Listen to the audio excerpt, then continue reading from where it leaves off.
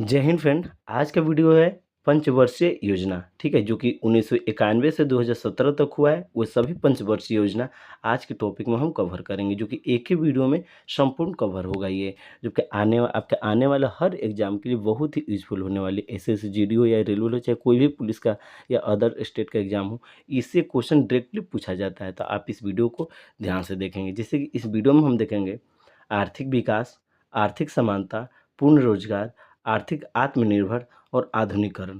इसके बारे में हम यहाँ पे चर्चा करेंगे। जैसे कि यहाँ पे देखते हैं सभी पंचवर्षीय योजनाएं यहाँ पे देखते हैं। पहली योजना कब हुआ था? 1951 से 1956 के बीच में।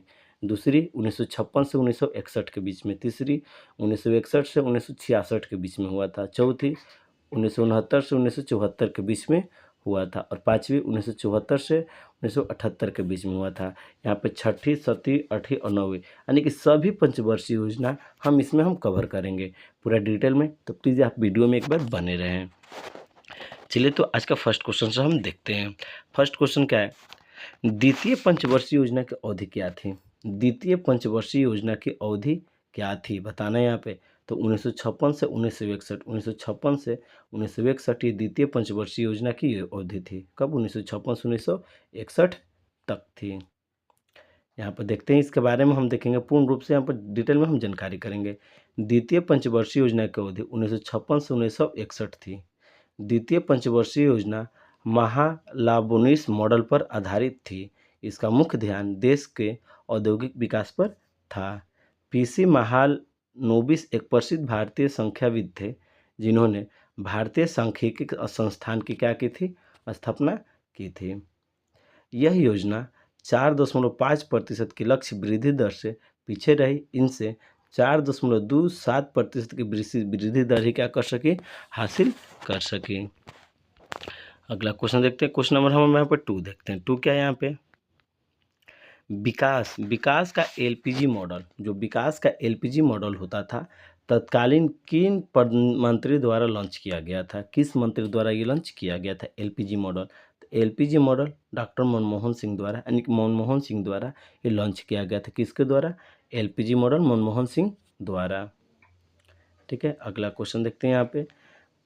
राष्ट्रीय विकास परिषद यानी कि एनडीसी की पहली बैठक कब आयोजित की गई थी? राष्ट्रीय विकास परिषद के एनडीसी की पहली बैठक कब आयोजित की गई थी? तो 1952 में। 1952 में राष्ट्रीय विकास परिषद यानी कि एनडीसी की पहली बैठक की गई थी। क्वेश्चन नंबर 4 देखते हैं। निम्नलिखित में से कौन सी भारतीय योजना की विशेषता नहीं है? कौन सी भारतीय योजना की विशेषता नहीं है? लोकतांत्रिक योजना, सांकेतिक योजना या विकास योजना? ये तीनों जो है ये भारतीय योजना की विशेषता है, लेकिन केंद्रीकृत योजना जो है ये भारतीय योजना की विशेषता नहीं है। इसलिए ऑप्शन नंबर ए बिल्कुल ही क्या हो जाएगा? राइट हो जाएगा। अगला देखते हैं यहाँ पे। Question number 5। योजना आयोग के अंतिम उपाध्यक्ष कौन थे? योजना आयोग के अंतिम उपाध्यक्ष कौन थे? तो मोंटेग सी अहलूवालिया, मोंटेग सी अहलूवालिया ये जो थे योजना आयोग के अंतिम उपाध्यक्ष थे। अगला क्वेश्चन देखते हैं यहाँ पे हम। माध्यमिक शिक्षा का सार्वभौमिक किस पंचवर्षीय योजना का लक्ष्य था? बताना है। माध्यमिक शिक्षा का सार्वभौमिक किस पंचवर्षीय योजना का लक्ष्य था? तो 11वीं पंचवर्षीय योजना का ये लक्ष्य था, माध्यमिक शिक्षा का सार्वभौमिक। ध्यान रखिएगा, इसमें 11वीं पंचवर्षीय योजना। अगला देखते हैं हम। Question number 7। हरित क्रांति की शुरुआत किस पंचवर्षीय योजना के तहत हुई? हरित क्रांति की शुरुआत किस पंचवर्षीय योजना के तहत हुई थी? तो तीसरी पंचवर्षीय योजना के तहत हरित क्रांति की शुरुआत हुई थी। अगला देखते हैं यहाँ पे क्वेश्चन नंबर 8। भारत के योजना आयोग के पहले उपाध्यक्ष कौन थे? भारत के योजना आयोग के पहले उपाध्यक्ष कौन थे? तो गुलजारी लाल नंदा। भारत के योजना आयोग के पहले उपाध्यक्ष गुलजारी लाल नंदा थे। अगला क्वेश्चन। 12वीं योजना के लिए राष्ट्रीय विकास परिषद एनडीसी द्वारा अनुमोदित विकास दर कितना थी? तो यह 8% थी। ध्यान रखिएगा, ये कितनी थी? 8% की विकास दर थी। Question number 10। भारत की पहली पंचवर्षीय योजना कब शुरू की गई थी? भारत की जो पहली पंचवर्षीय योजना थी ये कब शुरू की गई थी? तो 1951 में की गई थी। कब? 1951 में भारत की पहली पंचवर्षीय योजना शुरू की गई थी। अगला क्वेश्चन देखते हैं यहाँ पे, नीति आयोग का गठन किस वर्ष किया गया था? नीति आयोग का गठन किस वर्ष किया गया था? तो 2015 में किया गया था। कब? 2015 में नीति आयोग का गठन किया गया था। अगला क्वेश्चन देखते हैं, क्वेश्चन नंबर 12 क्या है? नीति आयोग का अर्थ क्या होता है? नीति आयोग का अर्थ क्या होता है बताना है। नीति आयोग का अर्थ क्या होता है? इसका अर्थ होता है भारत परिवर्तन संस्थान। ये जो नीति आयोग का अर्थ है, राष्ट्रीय भारत परिवर्तन संस्थान होता है, ध्यान रखना है। अगला क्वेश्चन देखना है यहाँ पे, भारत के संविधान में पंचवर्षीय योजना की अवधारणा किससे ली गई थी? भारत के संविधान में पंचवर्षीय योजना की अवधारणा किससे ली गई थी? तो ये रूस से ली गई थी। कहाँ से ली गई थी? ये रूस से ली गई थी, ध्यान रखिएगा। नेक्स्ट क्वेश्चन देखते हैं यहाँ पे, इसके बारे में पहले हम देखते हैं। भारत के संविधान ने अपने अधिकांश प्रावधान की दुनिया विभिन्न देशों से ग्रहण किया है। डॉक्टर BR अम्बेडकर के अनुसार भारत के संविधान को दुनिया के सभी ज्ञात संविधान के संशोधन करने के पश्चात बनाया गया है। रूस के लिए लिया गया महत्वपूर्ण प्रावधान पंचवर्षीय योजना, मौलिक कर्तव्य, रूस से ये सब लिया गया था। ब्रिटेन से लिया गया था क्या? सरकार के संसदीय स्वरूप, कानून का नियम, एकल नागरिकता और भारत के नियंत्रक और महालेखा परीक्षा, ये कहाँ से लिया गया था? ब्रिटेन से लिया गया था। आगे संयुक्त राज्य अमेरिका से देखते हैं, मौलिक अधिकार, प्रस्तावना, न्यायपालिका की स्वतंत्रता, न्यायिक समीक्षा, महाभियोग और राष्ट्रपति उपराष्ट्रपति का पद लिया गया था यहाँ पे। जर्मनी से क्या लिया गया था? आपातकाल के दौरान मौलिक अधिकारों का निलंबन, ये जर्मनी से लिया गया था। अगला क्वेश्चन देखते हैं, भारत की 12वीं पंचवर्षीय योजना का विकास लक्ष्य क्या था? ये 8% था, ठीक है। अगला देखते हैं, इसके बारे में हम देख लेते हैं।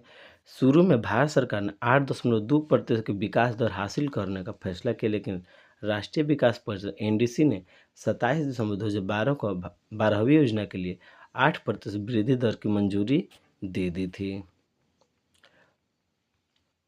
अगला क्वेश्चन देखते हैं यहाँ पे, योजना आयोग का अंतिम उपाध्यक्ष मोंटेग सिंह अहलूवालिया, ये योजना आयोग का अंतिम उपाध्यक्ष थे, ठीक है।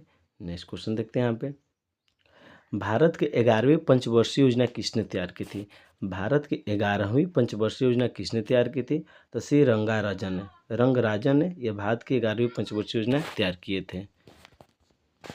देखते हैं, भारत की 11वीं पंचवर्षीय योजना प्रख्यात अर्थशास्त्री श्री के कस्तूरी राजन द्वारा तैयार की गई थी। इस योजना को अंतर्राष्ट्रीय विकास परिषद NDC द्वारा अनुमोदित किया गया था।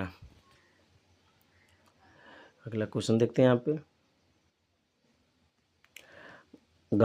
गाडगिल फार्मूले ने भारत में किस पंचवर्षीय योजना को उद्देश्य को प्रभावित किया? तो चौथी पंचवर्षीय योजना को प्रभावित किया था। अगला देखते हैं यहाँ पे, भारतीय स्टेट बैंक को पहले किस नाम से जाना जाता था? भारतीय स्टेट बैंक को पहले इंपीरियल बैंक ऑफ इंडिया के नाम से जाना जाता था। किसे? इंपीरियल बैंक ऑफ इंडिया के नाम से जाना जाता था भारतीय स्टेट बैंक को। अगला क्वेश्चन देखते हैं यहाँ पे, 1 रुपया के नोट पर किसका हस्ताक्षर होता है? 1 रुपया के नोट पर किसका हस्ताक्षर होता है? तो सचिव वित्त मंत्रालय का हस्ताक्षर होता है। किसे? सचिव वित्त मंत्रालय का हस्ताक्षर होता है 1 रुपया के नोट पर। देखते हैं, हेराल्ड डोमर समृद्ध मॉडल पर आधारित पंचवर्षीय योजना कौन सी है? तो तीसरी पंचवर्षीय योजना है, ध्यान रखिएगा इस क्वेश्चन को। देखते हैं, इसमें प्रथम पंचवर्षीय योजना 1951 में शुरू हुई, जो कि हेराल्ड डोमर समृद्ध मॉडल पर आधारित थी। इस मॉडल में कृषि और सिंचाई को प्राथमिकता दी गई थी। इसी योजना का तहत 1952 में सामुदायिक विकास कार्यक्रम, 1953 में राष्ट्रीय प्रसार सेवा शुरू की गई थी। यह एक सफल योजना थी जिनमें प्राप्त वृद्धि दर लक्ष्य वृद्धि दर से अधिक थी। अगला क्वेश्चन देखते हैं यहाँ पे, जैन सैंडी तथा सुखमय चक्रवर्ती मॉडल पर आधारित पंचवर्षीय योजना कौन थी? तो 6ठी पंचवर्षीय योजना थी, ठीक है।